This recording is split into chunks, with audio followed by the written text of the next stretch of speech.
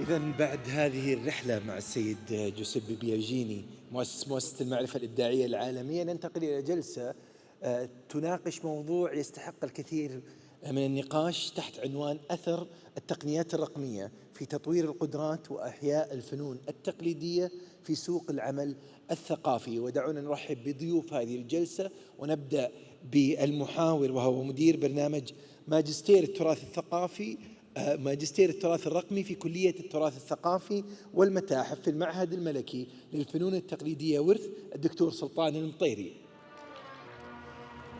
وأرحب بضيوفه بدءا مع أستاذ مشارك في مجال التراث المعماري في جامعة بورتسموث في المملكة المتحدة الدكتور طارق طيبة، مدير التعليم العالي الثقافي في وزارة الثقافة الدكتورة تهاني الدسيماني، مدير مركز التعليم العالمي للتراث في جامعة كوريا الوطنية للتراث دكتور جونغوك لي، عميدة كلية الهندسة المعمارية والتصميم الرقمي بجامعة دار العلوم وأستاذ مساعد بجامعة الملك عبد العزيز الدكتورة نورة البادي.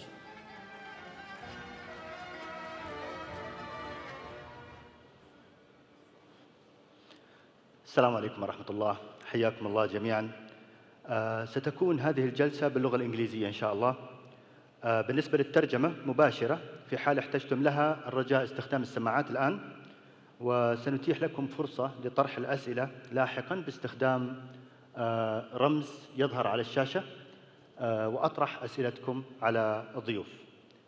Ladies and gentlemen, esteemed participants in this panel, I join my colleagues, the organizers of this event, to welcome you at the Royal Institute of Traditional Arts, Wrth, the term between brackets, which means heritage.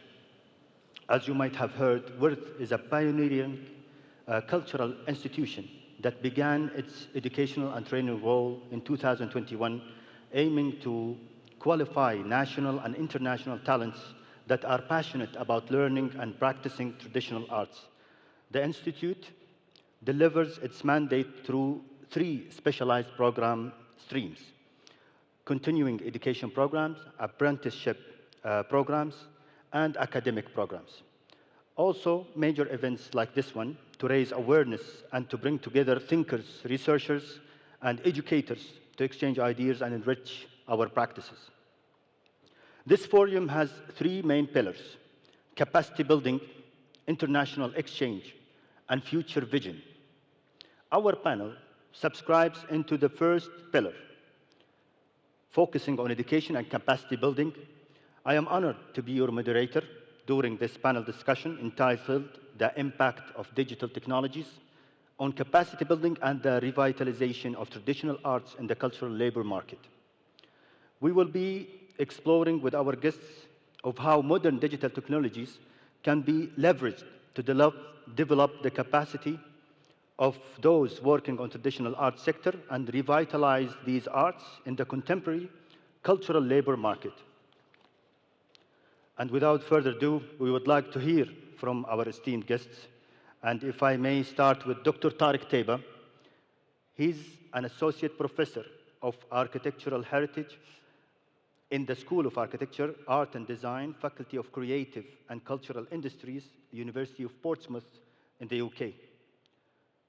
Dr. Tarek, given the rapid advancement of digital technologies, how can education and training programs in heritage develop the technical skills necessary for workers in traditional arts?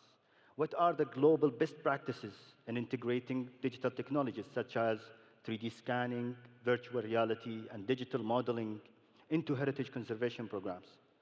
And it's okay if you want to focus on architectural heritage.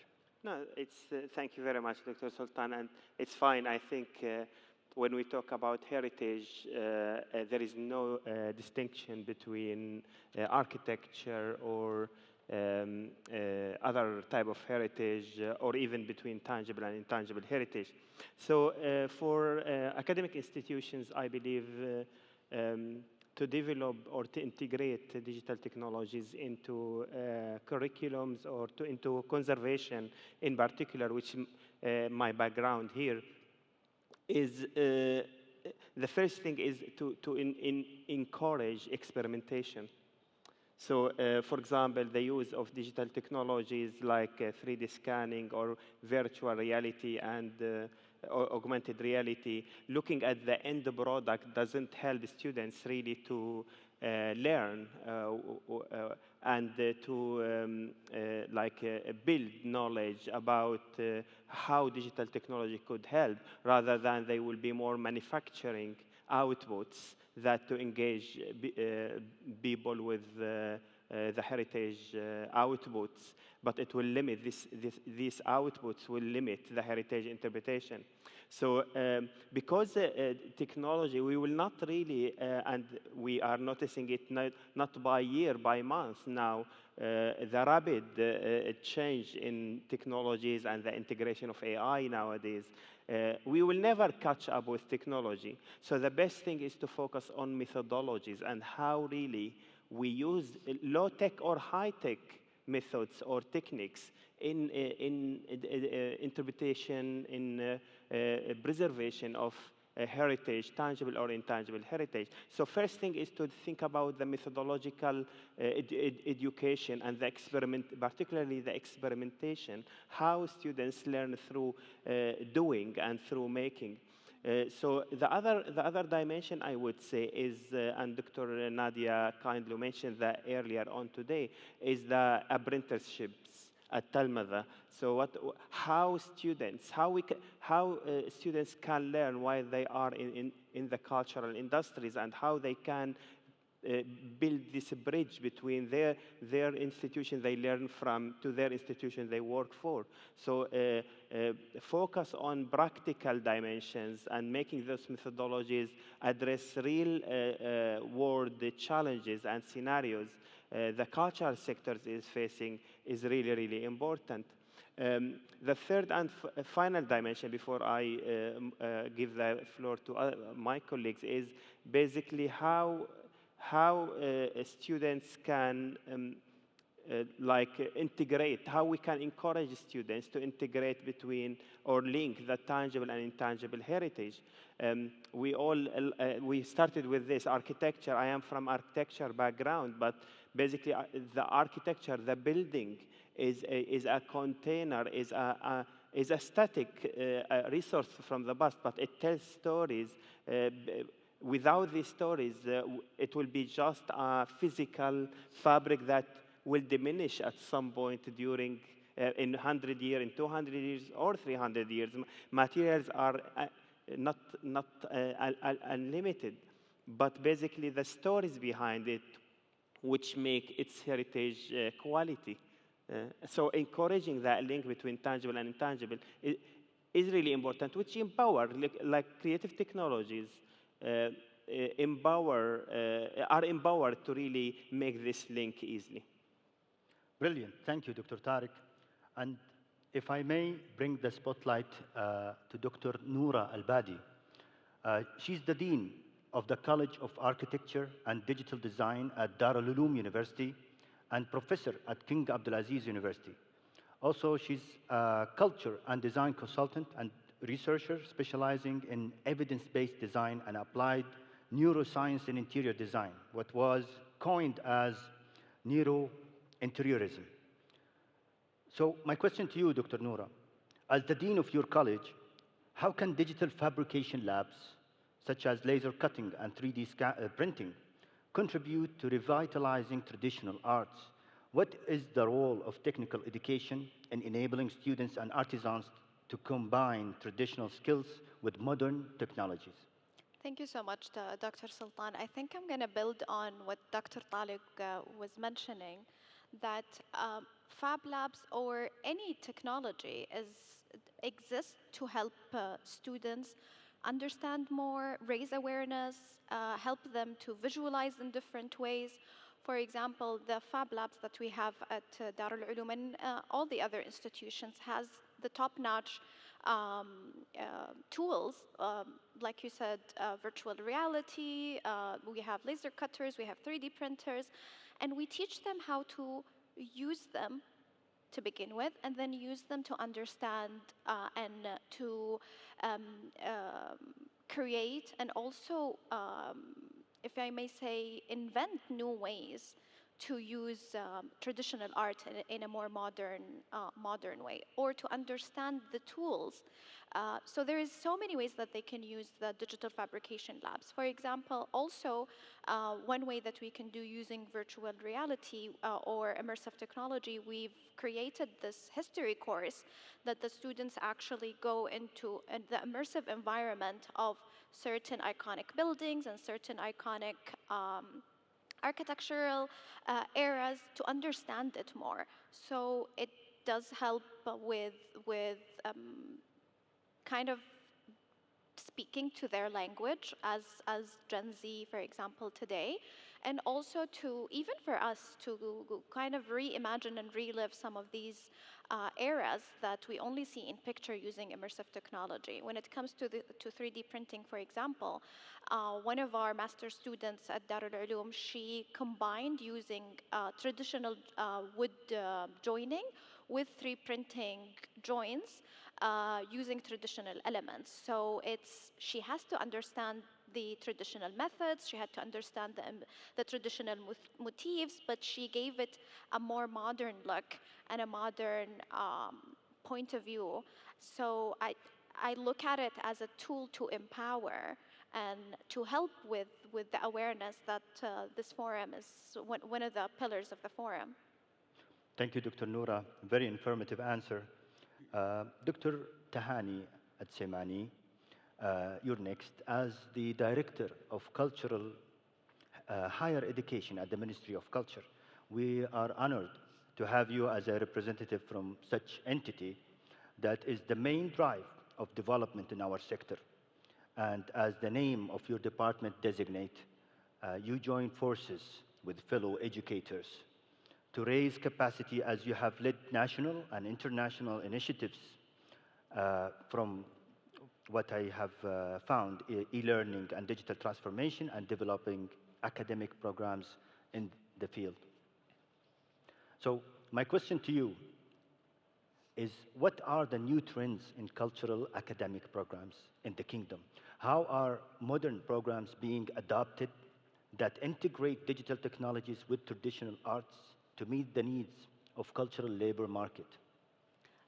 Thank you so much, Dr. Sultan, and thank you so much for Wrth for having me with the fellow panelists today. I'm so honored and happy to be with you today. So speaking about cultural programs, let me start from the very beginning. What are the main direction that we are following? So thinking about programs, of course, comes to our mind is the job market and the labor market. So the North Star for us is the Vision 2030. And as we all know that there are certain share for every sector in order to participate in the realization of the Vision 2030.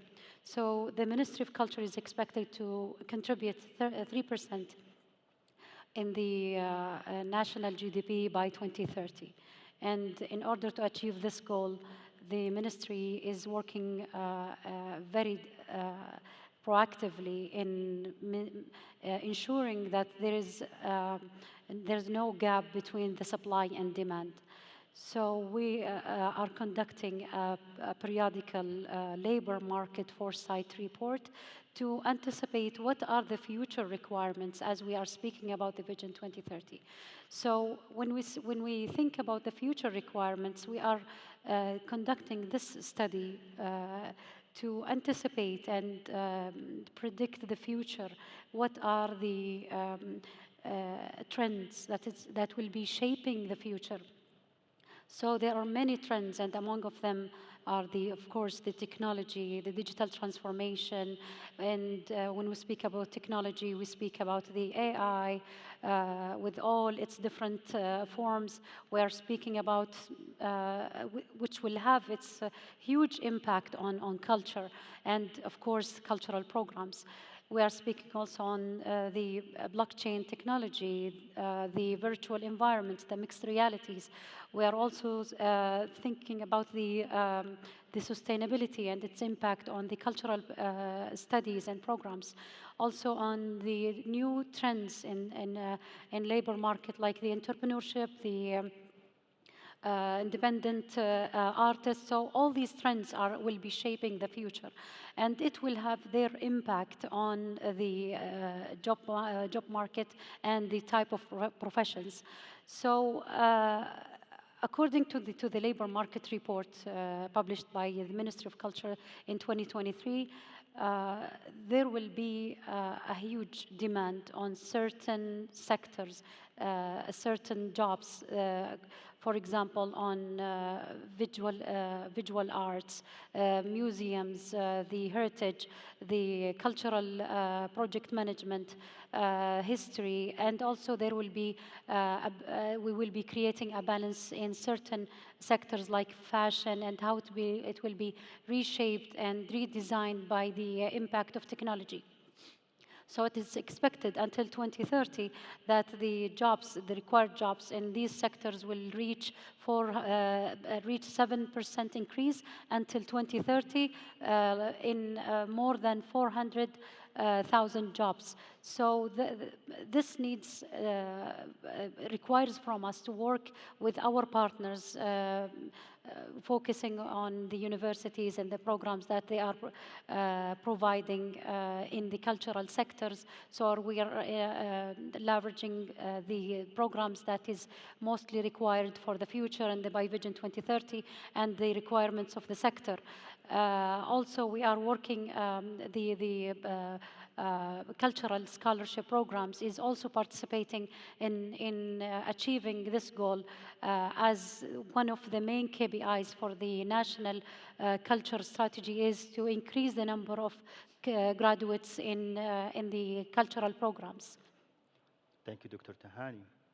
This is such an optimistic, forward-looking answer.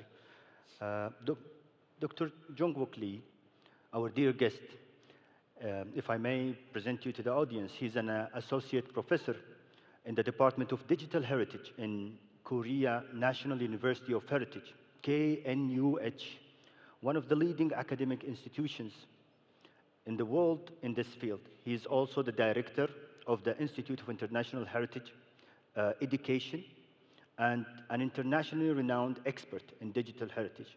Also, he has participated in international research and applied projects, and serves as a UNESCO consultant in digital heritage and capacity building. My question to you, Dr. Lee, through your international experience and projects with the UNESCO, what are the main applications of artificial intelligence in museums, in heritage interpretation?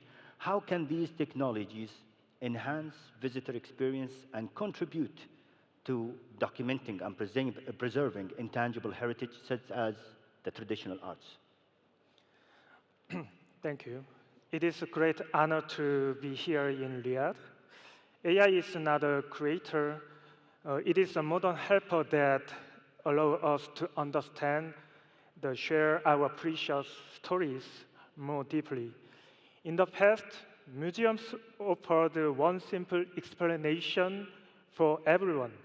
Today, AI allows us to provide many layers of stories based on a visitor's information and language and interest. But remember, the brain of this story is not a machine. It is a knowledge expert like you. In our Intangible Heritage Project example, supported by Korean government, we define heritage as knowledge asset. We move beyond simply recording appearance. Instead, we capture its invisible knowledge. Their hand movement, creative process, or strategic rule. We record the intent and rhythm and the philosophy behind it. AI transformed this wisdom of the master into permanent digital data. And another example is about the Korean dramas, movies, and animations, such as K-pop Demon Hunters animation in Netflix. These stories succeed because creators translated traditional concepts like rituals and spirits into a language of modern culture. This was only possible because we organized and prepared our traditional data into meaningful knowledge asset over many years. Thank you, Dr. Lee, for this highly structured and informative answer.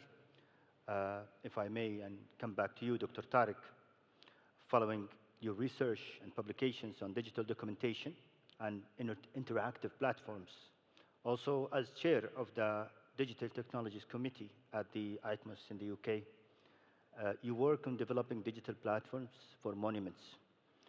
How can we ensure these platforms are accessible and interactive for diverse audiences, from specialists to enthusiasts and from different cultural backgrounds?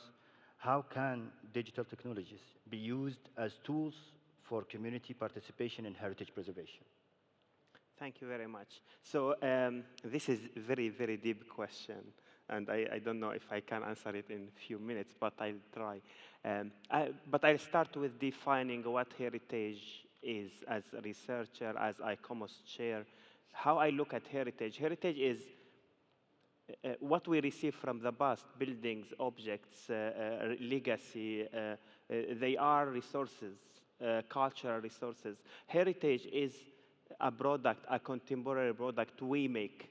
We make the meanings of these cultural legacy from the past, which make the heritage nowadays. So to start answering your question based on this definition is basically the use and the participation, the encouragement of participation in making these platforms and these interpretations. So from a community perspective and from professional perspective.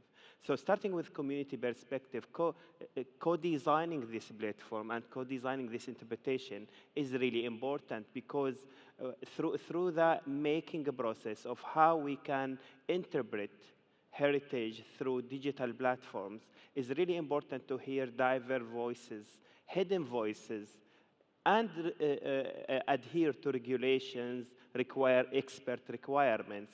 So the link between these top-down and bottom-up approaches is really important to bring platforms that are inclusive. But that's not really sorting out the problem. The main issue with digital platform also how we organize the data and the metadata in order really to enable people to navigate through these platforms. So the idea of a product, that a game or a final product that interpret heritage really limit the potential of heritage and perceived by people only who see the heritage from that perspective that a product deliver, while allowing these platforms to enable people to make their meanings of this heritage through experiencing, through navigating through the information about this heritage is really important. So each one of us could build slightly different meaning and slightly different journey through these platforms based on what it means to us and what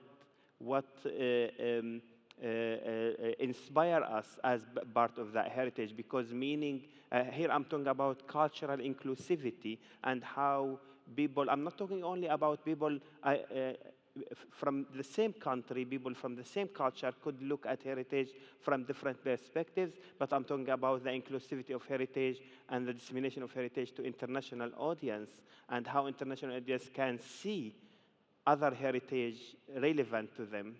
And this is really, really important point. The other point is basically how we can make the heritage making as a cultural process from the bottom up, and I go back to the education side, and how we can invest in the professional sector and how we make this platform accessible and how we make this heritage inclusive. Because again, if we design a game or if we design a platform that's not accessible unless or hide behind a paid wall, for example, that basically limit also the heritage accessibility to wider audience.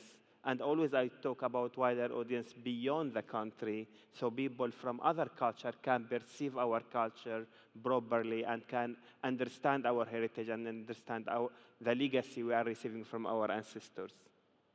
Thank you very much, Thank Dr. Tarek. Also, for Dr. Noorh, following your research as well, I have noticed extensive work on AI applications in research using artificial intelligence in technical applications. How can AI contribute in producing contemporary traditional art? What are the opportunities or challenges in using AI as a tool to support, not to replace, the traditional artisans and artists? I think I've had a conversation with one of the researcher. She had a poster talking about AI and the use of AI in traditional art, and her conclusion was that the use of AI is hindering, let's say, and as a disadvantage to traditional art, and it will, from her research, it will help the disappearance of traditional art, to say it correctly. I don't know if she's here or not. And I think I look at it it's a tool. It's as you said, Dr. Sultan, in your question, it's not here definitely to replace the artisan. It's not here to replace the designers. It's not here to replace the craftsman. It's a way to help.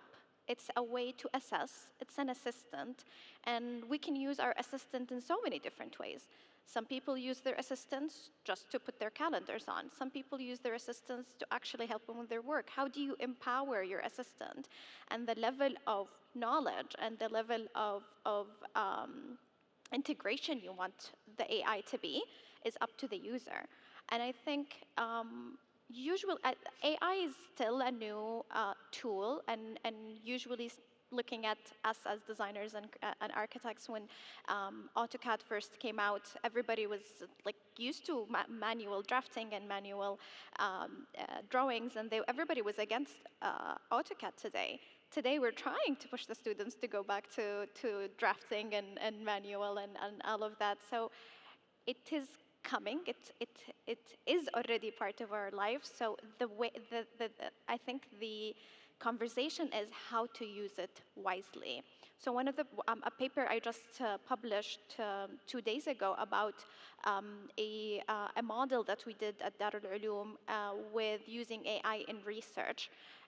For undergraduate students, they still don't have the knowledge or the tool for research at the same level as graduate students. So it's a tool to help them with time and to help them to understand some matters that were never accessible in the past. So they produce research that is more complex and it gives them the tools to analyze it in a different way. It makes them a tool to generate ideas in different ways.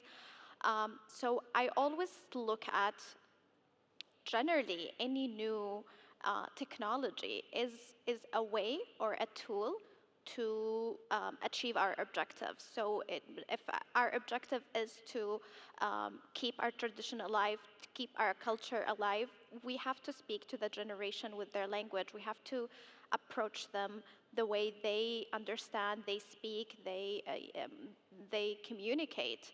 And technology and AI specifically is the language of today. Again, it's just how we use it wisely, and there's so many ways and so many research that talks about how to use it wisely. Thank you, Dr. Noorh.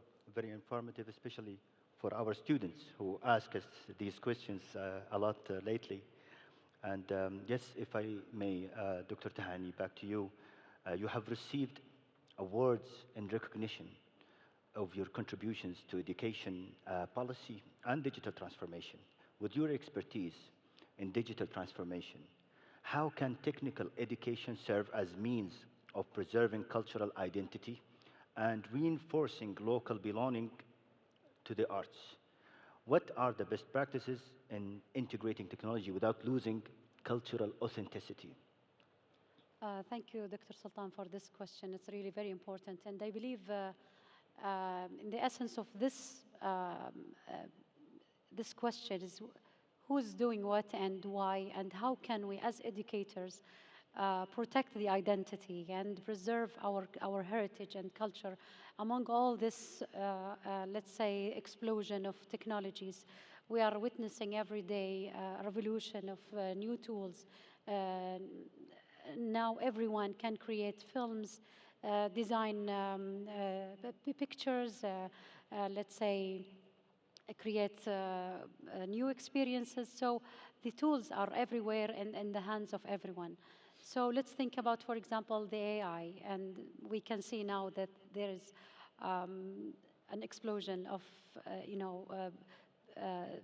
so many tools that can generate content, the cultural content. Here comes a very important question: how to ensure the authenticity, how to identify the accuracy of the information, how to ensure that the rights of the artists. So these are very important, let's say, knowledge, skills, and values that needs to be included and incorporated in curriculum and programs. So I believe that we as educators we have a very important responsibility and role in how to raise the awareness for the students and how to deal with these technologies. For example, as I mentioned, there's the AI. We have also the mixed realities. We have the augmented reality, the virtual reality. Learning is getting more and more experiential. We're more alive. We have live experiences, more interactive with these technologies. I believe that students will be able to reach new frontiers, new places with these augmented reality and virtual environments. For example, there is also the blockchain. How can we educate our students how to deal with this technology that will enable protecting their rights and realities and the licensing rights? There is also some of the technologies that will enable the educators and the instructors, will give them more tools and more empowerment. For example, as the learning analytics that will help in ensuring the equity of learning, that we are providing equal opportunities for our learners.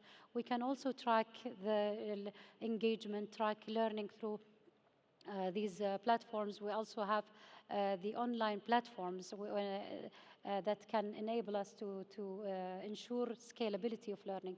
Also, it will help in ensuring that we can provide cultural teaching and learning in new hybrid modalities. For example, mixing and matching the physical presence of students with the virtual presence. So the revolution of many technologies can be adapted to learning and teaching, and it can be used in many, many ways. The most important thing, as I mentioned, is how to ensure that it is used the right way. What are the best standards and regulations that we can teach our students and to be included in the programs, that they will be able to use these technologies the right way and ensure their rights and the rights of others. So this is very important, especially in the culture and heritage programs. Thank you very much, Sultan, Dr. if I Tahani. may add, Yes. add to what Dr. Tahani was saying. So for example, I like to give examples.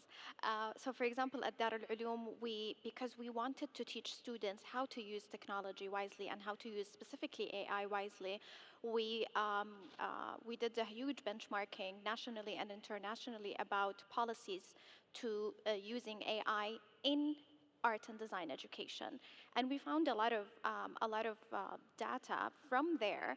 We came up and we approved it in our council, a policy for using AI. It was disseminated to all the students.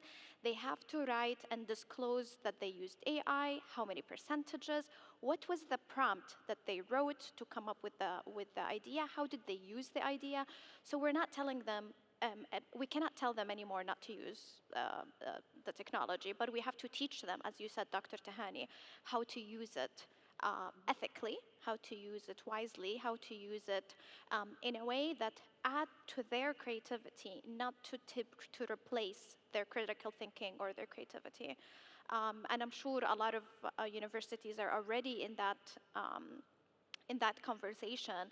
I know that I shared our policy with a couple of our colleagues across universities in Saudi, and I'm happy to share it with anyone who would like to take a look at it, because again, the whole idea is we want to raise a generation of designers and artisans and craftsmen who are aware of these technologies and know how to use them in a more ethical and authentic way. Thank you, Dr. Noorh, for this enriching intervention. Also, Dr. Tahani, for the optimistic view. We look forward to see this future. Dr. Lee, if I may go back to you. I've been following your research as well, especially on international capacity building and training in digital heritage technologies. You mentioned new jobs creation in this field.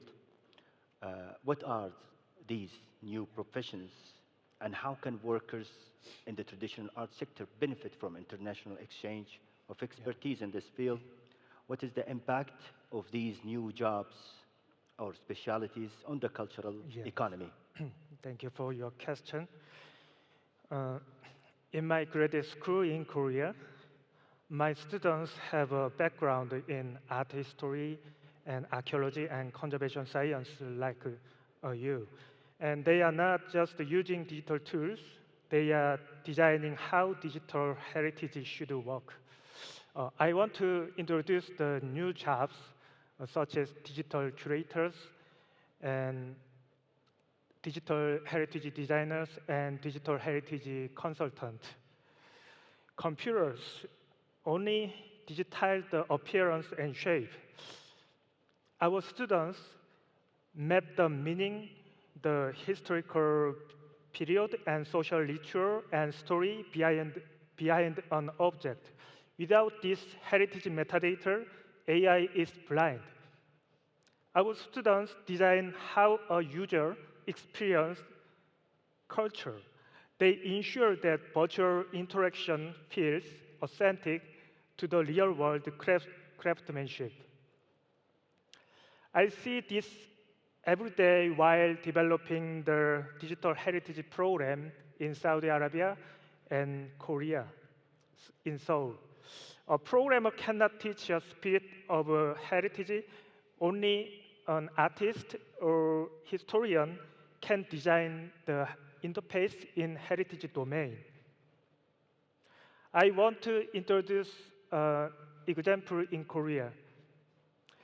You can look at the Sakura Grotto digital lamp souvenir in National Museum of Korea in Seoul. It is created by graduate school students in our school. This lamp turned ancient Buddhist art into fancy and sophisticated lifestyle product. What makes this case more powerful is that it has an authenticity and affordable price using digital blueprint and 3D printing. He reflect the stone grotto's surface to the product, but he has various colors to the products. So it looks very fancy and it becomes most famous souvenir in National Museum of Korea. It provides that when digital heritage is designed with both beauty and authenticity, it can move from the museum shelf into everyone's home. Okay, thank you. Thank you very much, Dr. Lee.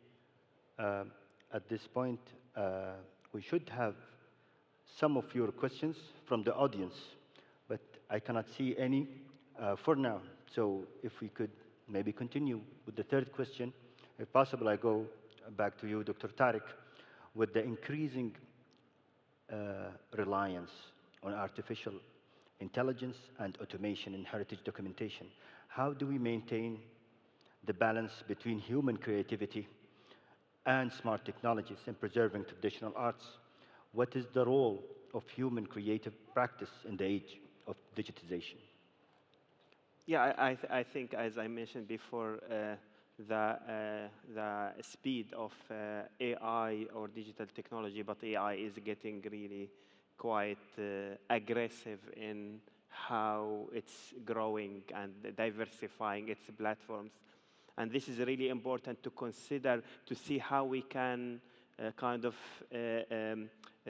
adapt AI to our benefits, to start with the human experience and human creative practices.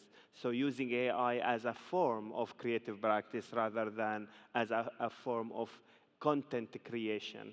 Because the worst thing, even with advanced AI, if we don't have really enough information, AI can create a meaningless interpretation of heritage, because AI depends on what information is out there about the topic we are dealing with, but not to mention that AI is failing catastrophically to create content as much as humans are able to do that. So that's why basically using AI, adapting AI to really be part of that exploratory process that we go through to interpret heritage using human creative practices, it's really important. And that's where I would say here, diversifying practices using interdisciplinary approaches to look at heritage. So someone from architecture could really look at how illustration or how photography enrich interpretation of heritage and link it back to interpreting architectural heritage in its tangible and intangible format. Equally,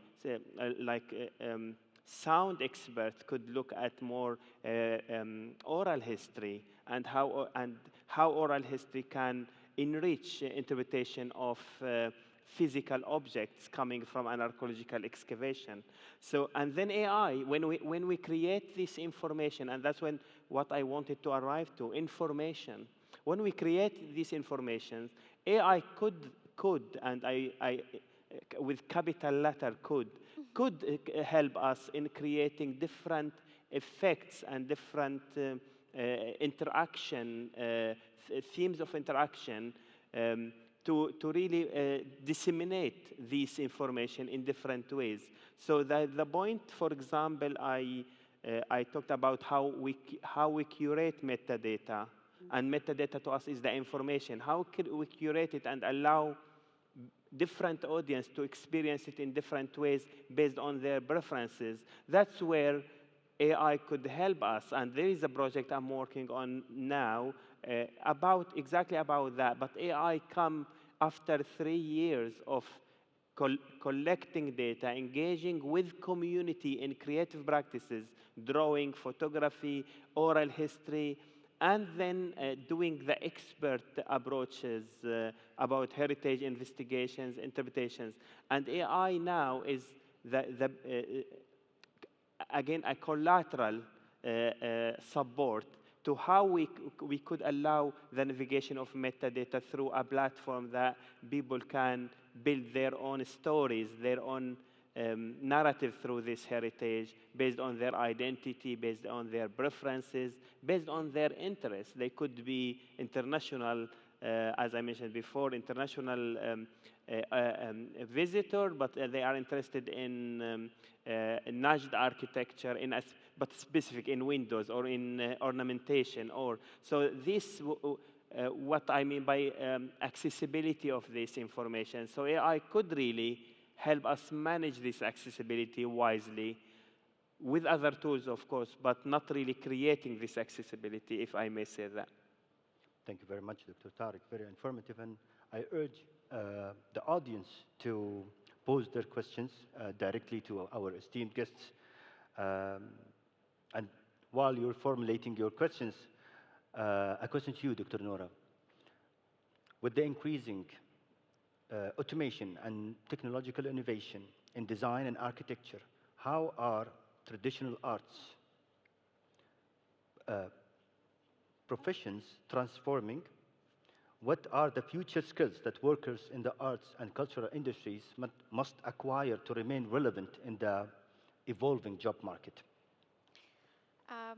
First of all, I would like to say, Dr. Tarek, well said. Everything you said, interesting. Would like to talk more about your research. I think we can have a lot in common and alignment.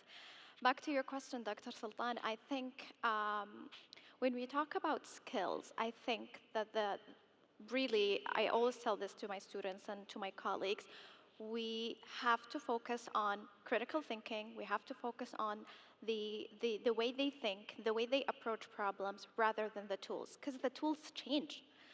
Today we're talking about AI, and AI is the strongest, that dominates in the technology platforms. Tomorrow something else will come. Like even as Dr. Tahani was mentioning, the amount of applications today is massive. Every time I speak to one of the students, they tell me about this new application, Nano Banana or ChatGPT or Gemini, or like all of these different applications, and even creating immersive technologies. They have different programs. So I don't think we should focus about teaching them the tools. We should teach them, and they should be keen to learn the way of thinking, critical thinking, design thinking, and soft skills, communication. I feel, and I see it in our students today, that they keep losing these soft skills with group work and communication, and how to approach their ideas, how to deliver their ideas verbally, because they're so depending on these technologies that they lose their own personal skills. That if you keep trying to focus that you develop your software skills and your technological skills, 10 years from now, these will be outdated. And then you lose the opportunity of developing. However, if we developed lifelong learners, if we developed critical thinkers, if we developed communicators, if we developed these skills, that no matter how long they've been out of schools, they will always know how to be updated and use the current technology during that time.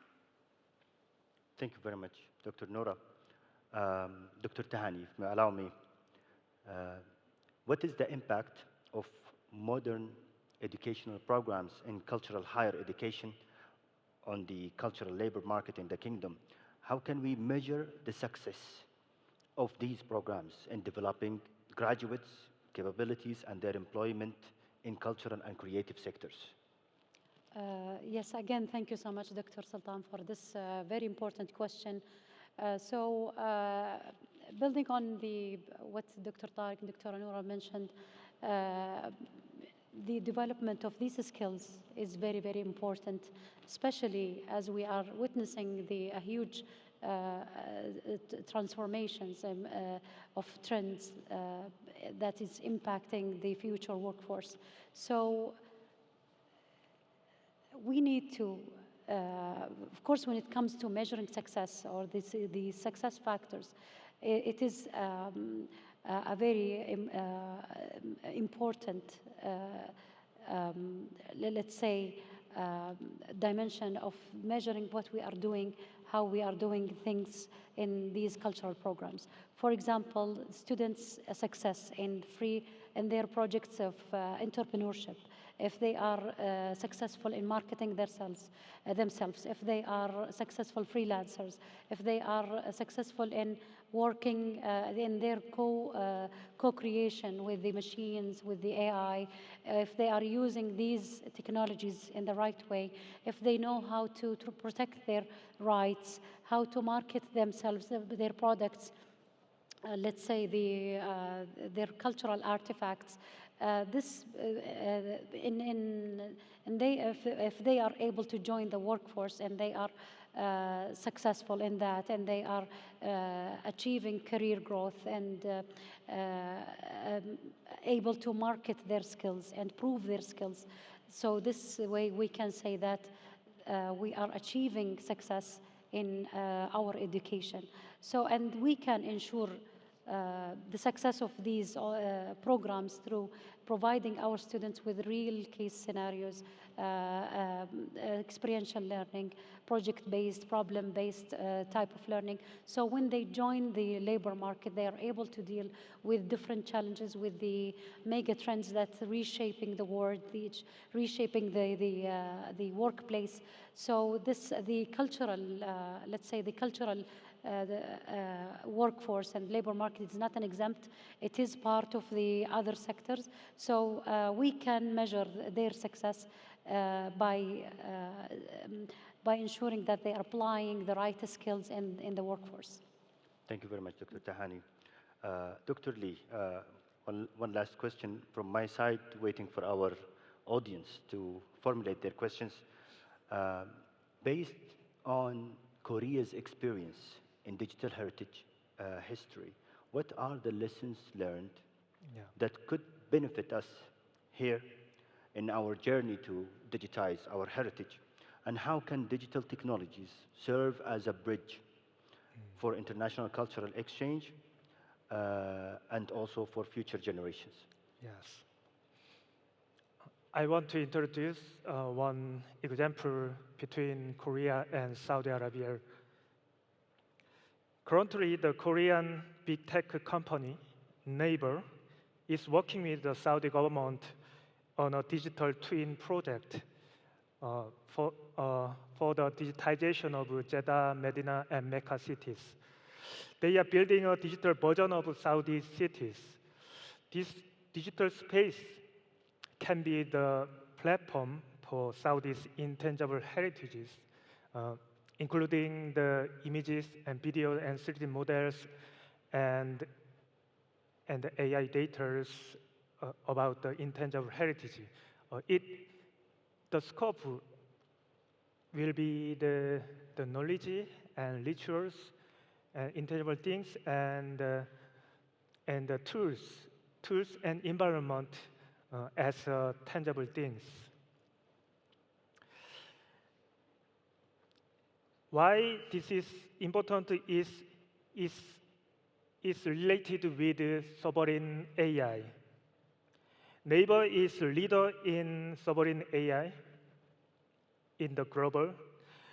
The technology that allows a nation to protect its own data and culture. By combining digital twin technology with sovereign AI, Saudi Arabia can build a national cultural intelligence. This is not just a tool, it is an ecosystem that understands Saudi Arabians' the cultural values and language value and historical value totally. This ensures your cultural sovereignty in the digital ages. And I want to introduce another example in Korea. It is about the local digital media art, which makes a city special, is the stories. In Korea, digital curators and digital heritage designers make the projection mapping project to bring all the heritage sites in local to life. By putting light and sound onto ancient walls and ancient buildings, they created cultural rebirths. It is the most powerful way for digital curators and digital heritage designers to tell their stories to the whole world. Thank you very much, Dr. Lee. We do have two questions now. One about the use of AI and authenticity, and I think Dr. Tahani, you touched upon this. If you could reiterate for the person who's asking, how to guarantee authenticity while using AI. So I believe it's very complicated, to ensure the authenticity. And we can see that now in social media, for example, on X platform, whenever there is a video that is, posted or an image, users are asking Grok as, please, is this an AI or it's a real video?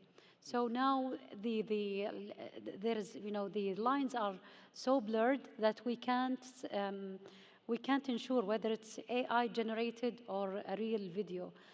This is, the things are, the authenticity is getting very, very complicated because even me, when I see so many, I see every day so many videos to the extent that I stopped watching videos because I think most of what is on the social media is AI generated. So in order to ensure whether the authenticity of this these videos, of course, there are certain resources that we can go to ensure whether this video is real or it's AI generated, in order to improve our skills and appreciation of the generated content. And by the way, I just came across a paper that published research about how we perceive the AI generated content, and for example, in arts, for if it's a film or a picture or whatever forms of art, and the study, and it's very surprising, is saying that users now are getting more acquainted with the AI-generated content to the extent that we are not enjoying it anymore. It's not the same as the real human production of arts and cultural forms or heritage. So that's really surprising because I can see it even in research papers or whatever. You can now identify the content, the written content, whether it's a human-generated or AI-generated. So I believe as much as we spend watching these videos or this content, we will gradually develop the skills in how to appreciate this production and content created by AI. If I may add, please. So I 100% agree with you, but I want to add further complexity to this, because the concept of authenticity in heritage is already, before AI, is already a complex concept. Exactly. What is authentic and what is not? This is really a heritage question before even creative technologies or AI appear. So that is even, if like make this complexity even, and this issue even harder really to think about what is authentic. If I communicate a story, is that authentic? And who decide if this is authentic or not? Not about the content and the presentation of the sorry, not about the presentation of the content. It's about the content. Is it authentic or not? This is really another question, another complex layer that I mean, international organizations have been dealing with. NARA Charter, of course, kind of brought this understanding of authenticity, but also kept that complexity. What is authentic? Where I am anchoring authenticity, each heritage could be authentic in a certain way. Absolutely. Thank you very much, Dr. Tarek. This is very enriching.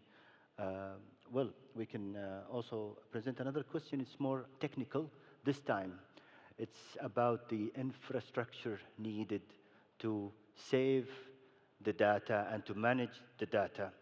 And if we could give suggestion to the member of the audience who is asking this question of a specific system or technology that could manage this huge number of data. I'm looking to all of you to anticipate if someone would like to tackle this question, if anyone. Could you repeat the question? So Data it's how to analysis. manage the infrastructure needed of managing this big data, since we're producing and digitizing, and then AI is going to help in the analysis. But where will we store this data and how it could be stored? It's a technical question. So I don't know if anyone would like to. I can start. Okay, this Dr. Tarek. quickly. Yes. So the first aspect related to this question is to ask ourselves what to digitize and why we digitize it. And then how we digitize it. Those three questions are really important, but the what is really important before, because why I need to create a space on the cloud if I don't want to, I don't have to digitize this. And then the how and why and how organize, okay, to what level of resolution I need this digitization to be. So this, looking at these three is really important. But basically, this question is really a problem for every institution or even individual. Even oral history experts are challenging the cloud issue, the storage issue. So now in Europe, in Europe, there is this initiative of Heritage Cloud, trying and still trying to really create a central cloud where all European heritage can be stored and shared widely. But it is basically a very young initiative, and it is inspired by this challenge. Thank you very much, Dr. Tarek. And I see that our time is finishing soon, so I am honored to be the moderator for this panel, and I thank the audience for being here. From digital documentation, what we have discovered today, we had the privilege to hear all of you a varied experiences, from digital documentation and inclusive heritage with Dr. Tarek Teba, to digital fabrication and human-centered design with Dr. Noorh Al-Badi, to digital transformation and cultural higher education with Dr. Tahani Al-Dosimani, and finally to artificial intelligence applications in museums and emerging professions in digital heritage with Dr. Jongwook Lee. Thank you very much for your participation, and thank you for everyone that's been here. Thank you. Thank you.